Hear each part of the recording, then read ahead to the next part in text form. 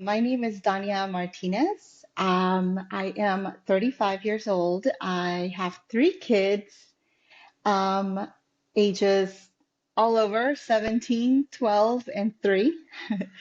And I'm married. My husband actually works in the medical field. I love volunteering at my church. I teach catechism, and I found that I really love working with children, especially adolescents. Yeah, my first symptoms were actually your typical symptoms that I feel like an average person would have. I have always had stomach issues ever since I was little. Food just wouldn't sit right. So I would eat like a carb or bread, and it would just hit me really like, strong or hard in my belly, and then it would take days for my belly to kind of go back. So it's something that I've dealt with for years, and I just learned to live with it. And I learned what foods would hurt me and what foods, like if I ate it, I knew I was going to suffer later.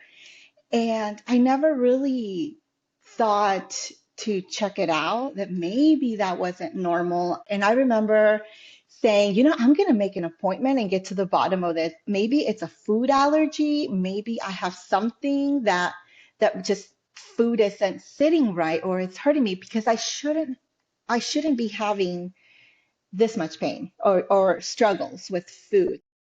Um, so I didn't really have symptoms that were alarming that made me think cancer. Not until September. It was a Saturday. We had been at a wedding, and it was very fun. It was a very beautiful wedding. But I ate cake. I ate, a lot of carbs. I was drinking wine. And so at the end of the night, I got home and I just felt like a strange pain in my stomach. But I was like, okay, it's the food. I ate a lot today and not the best, not the healthiest. I knew the process. It would take a few days of me cutting out foods that hurt me, so sticking to a clean diet, and then my stomach would get back to normal. Only this time it didn't. The following day, I woke up and I was just feeling very bloated and uncomfortable, and so I thought, okay, maybe one more day, but it went this way the whole week. Not until, Saturday, after my husband, again, being a nurse and being like, this is strange. You shouldn't be feeling this way. Not after a week, he kept asking me or telling me to go to the ER. But I was hesitant because we are so, or at least I was just so, I was just into the idea that the ER is for life or death, right? And I didn't feel like this would be a situation for that. So I made an appointment with my regular doctor, but again, they didn't schedule it out until I think this was September. They didn't schedule it out until October 9th, I think it was. And this is in 2022. Um, so I scheduled that, and my husband's like, no, no, you need CT scans, you need additional testing. So finally Saturday came, and this was a week from the prior Saturday where I felt that sharp stomach pain. Um, I woke up and I was still feeling really uncomfortable. And by then, my tummy just, I looked a couple months pregnant. It was just so bloated and uncomfortable. I woke up that Saturday and I turned to my husband. I'm like, you know what? I should probably just go to the ER. So he said, okay. He asked if I wanted him to come with me. And I said, no, it's fine. I'll just go. Um, I'll go. I'm sure I'll be back by noon. It was around 8 o'clock, I think, 9 o'clock, that we were having this conversation. And I remember saying, just be ready. Maybe we can go out for breakfast after, or a late brunch after. I was thinking, they were gonna diagnose me with like gastritis or some type of, stomach issue. And so I went, I checked in. I feel bad. I feel bad because I'm like, there's other people that, are sicker, and here I am, and I only have a stomach, or not even pain. I was just bloated. So I check in, and luckily it wasn't busy. So they admitted me quite quickly. And so they did all the regular testing, blood work, everything, came up fine. So the doctor comes in, he touches my belly, he starts examining me, and so we start talking, and he's like, you know why I'm feeling he was feeling like the bottom portion of my belly. He's like, you know why I'm feeling there, right? I'm like, yeah, in case my appendix, it's doing something. And he's like, yeah. He's like, well, no, everything looks good. Your blood work looks good. I don't know. He's like, well, the real way to find out what's going on is through a CT scan. And he's like, the only thing is that you'll be exposed to radiation. And I said, that's fine. Let's just do it. So he does it. And I was still there by myself. I was waiting, and I have the medical app to that particular hot medical group, and I could get my results before the doctor can come in and tell me. So that's how that's what I had been doing, looking at my blood work, screenshotting them, and sending them to my husband, who was home with my two girls. And I scroll to the bottom where it says conclusion, and I felt like a bucket of water had just been thrown my way. I felt my heart just kind of skip a beat and drop. It said colon cancer. I don't remember the exact wording, but all I remember is cancer, tumor. And I froze. I still screenshotted it and I sent it to my husband. And he immediately calls me and he's like, calm down. I could hear the panic in his voice. He said, calm down, everything will be okay. And I remember shaking and I was in shock. Um, and the doctor, at that moment, the doctor comes in, and poor guy, I'm sure that was the last thing he wanted to do in that moment was tell a 33-year-old that she had colon cancer. Um, I remember him showing me my file, my name, and he's like, is this you? And I just nodded, and my eyes were just glassy, and I wasn't crying yet, but I was about to. And he I remember him pulling up the chair and just sitting next to me and I honestly don't even remember what he told me. All I remember is him saying, this is going to be, a long road. And there's so many, you know, things that are being done, for cancer now than he said when he was younger. So I don't even remember. I was just trying to process what I had just read. Nobody in my family has had cancer, any type of cancer. I'm the first one. So I think it was a shock to everybody in my family. After that, for 3 days, where they did a colonoscopy, a biopsy and everything. And I remember just being on cruise control. Um, I I never really broke down and cried. I feel like I kind of accepted it and was like, okay, I'm a practicing Catholic, so my faith is very big, my faith is it's a big part of my life. And I remember going in, I don't remember what procedure it was. It might have been my colonoscopy, because I was going to be put to sleep. And I remember the countdown and just having a conversation with God and saying, I put this all, I give this all to you. At that time, I didn't know what the stage was, where I was with the diagnoses. All I knew was I had a tumor and I have colon cancer, and that was all. And so the next day, the pathology report did confirm the cancer I think it's at the hepatic flexure. So my tumor was at the top of my colon, and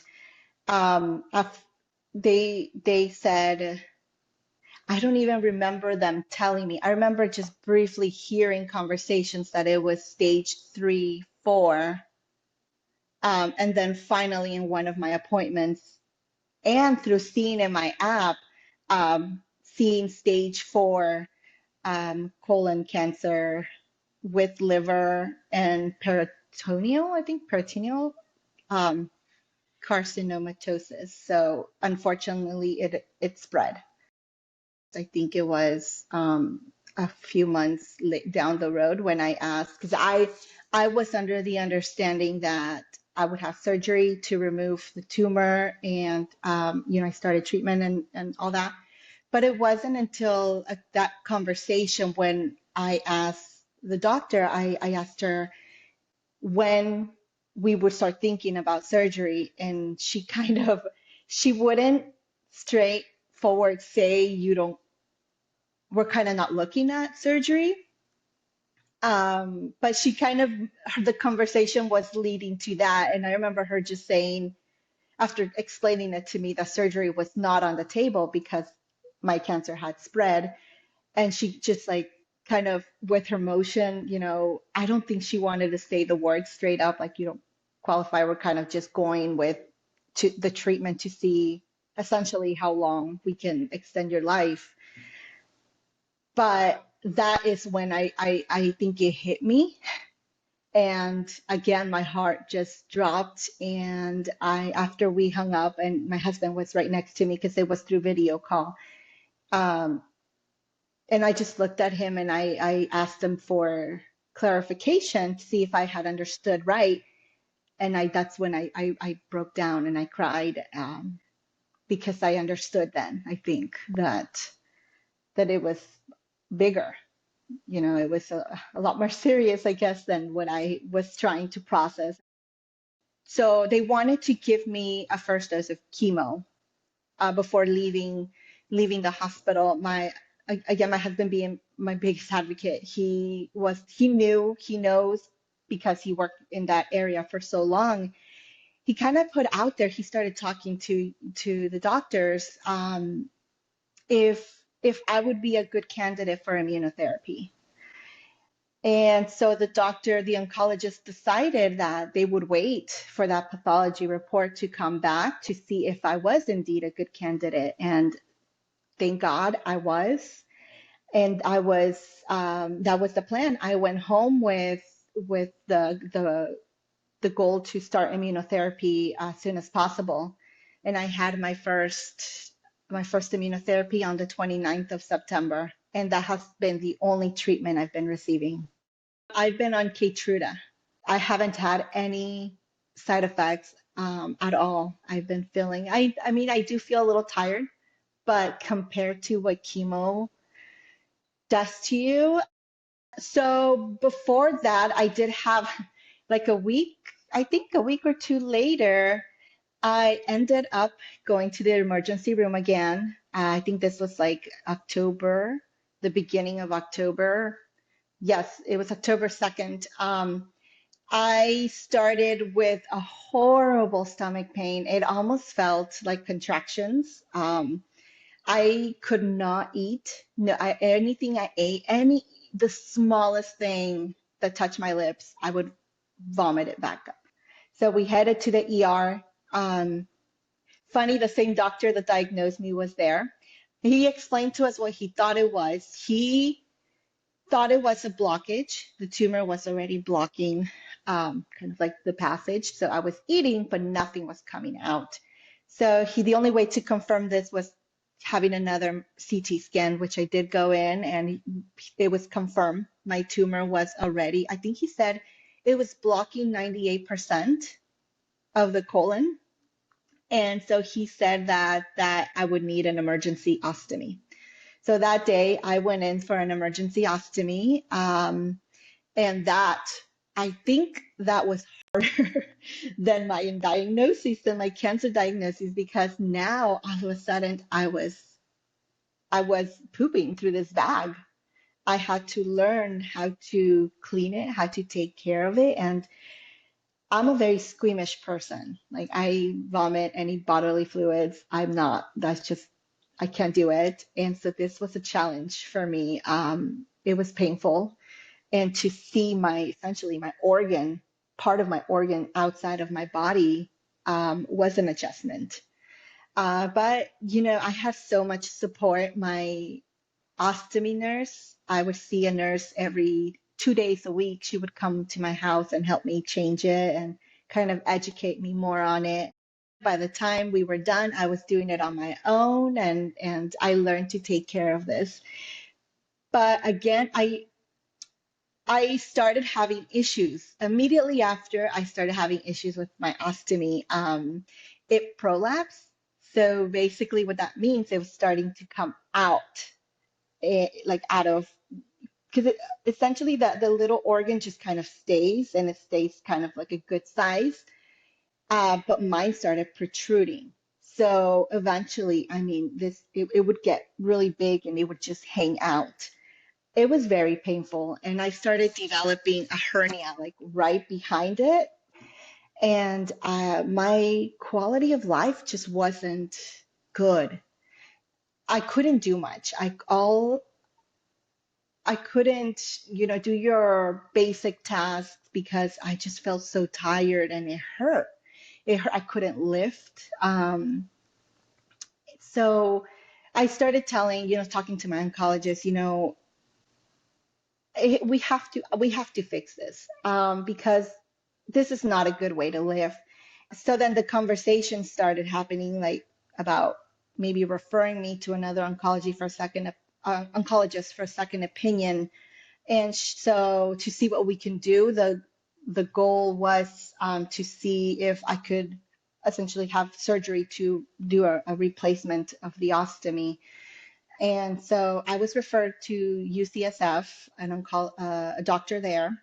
So we did that. I was referred to a surgeon, and she was amazing. She gave me the worst case scenario and the best case scenario. So after seeing everything, she said that she would try to see where the tumor was, and if everything looked wasn't her favor or my favor, I guess, she would remove the tumor or do a colon dis not dissection, redirection, I think it's called. They basically just take out the colon and to repair my hernia. But thank the Lord, everything came out great. I got out of surgery. It was really painful. The first night was horrible. Had so much pain because it was pretty big, opening, and they repaired it. She took out the tumor, the main tumor, and part of my colon, so a big chunk of it. Luckily, it's pretty big, pretty long. She repaired my hernia, but she said that stage, she gave me the great news that from stage 4, it had gone to stage 1. And if it would have been, if the cancer wouldn't have spread, that would have been it. Like that would have been the end of my cancer journey. So mind you, we still had the liver, and the peritoneal, I think that's what it's called, peritoneal area that had cancer. But that was just amazing news that she said that we were heading in the right direction. And this is from, surgery being off the table to remove this tumor. So it was such a blessing. So all through this, I had been doing the immunotherapy. My first immunotherapy was September 29th, and this was June 12th. So from September 2022 to June 2023, this all happened within those few months. So, which is amazing. So around that time, we had made a life-changing decision with my husband. We lived in Sonoma County, so Northern California, and we decided to move um, to Southern California, or to the Bakersfield area, just to be closer to his side of the family at this point. So I got a new oncologist here, and he is amazing. He explained everything to me that I was responding perfectly to immunotherapy. My everything was shrinking, and essentially, I think he said that it could the cancer could disappear, shrink it a lot or everything with just immunotherapy. But he said that with that is that there's still cancer cells there, and the risk of it coming back is greater. So he said that the best thing to do was to have surgery and remove that part of the liver. So that's what we did. And we scheduled surgery again for September 20th, actually, of this year. And I mentioned to him about the area, right, the lining of the stomach, and he said he would look into it. He would kind of check that out too. And so the surgery day came. I had surgery, and we asked him, and he said, it was successful, but he said that everything looked great, that everything looked great, that the immunotherapy and surgery was, successful.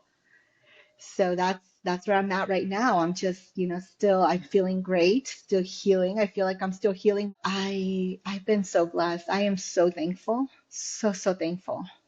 What I have learned through all of this is don't take your health for granted. If you feel that something is wrong, go check it out.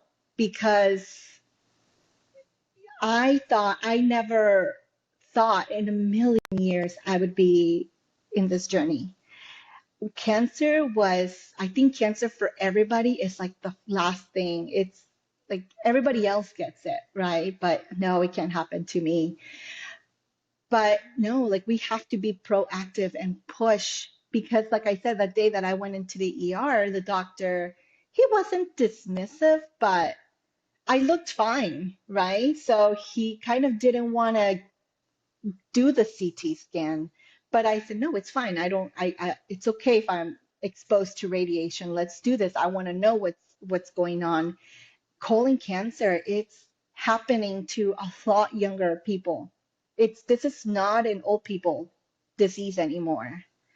I've read on people as young as in their 20s being diagnosed with colon cancer. And for some reason, it is so hard to schedule a colonoscopy, and that needs to change. We need to be more proactive. So I think my biggest message is just you got to advocate. You can't be afraid, to speak up and to be firm. And if something is wrong, don't stop because the more you wait, the more this monster can mess up with your health.